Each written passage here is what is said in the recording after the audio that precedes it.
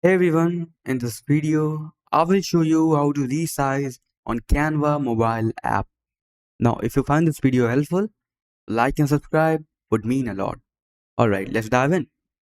Now, first of all, let's open the design first. Okay, so this is a landscape design. I want to convert it from landscape to portrait. So what you have to do is go on top and click on these three dots. Okay, here you can see this option, resize. Click on it.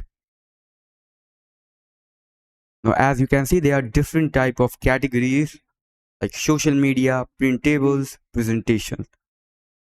So let's open social media first.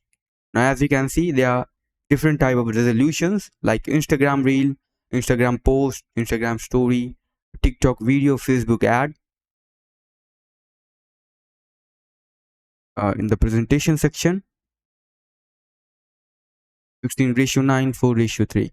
Okay, so I want to convert my design to an Instagram post. So let's choose social media, and here select Instagram post and just click on resize this design.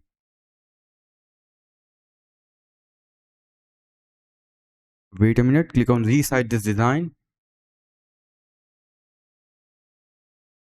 As you can see, my design is resized.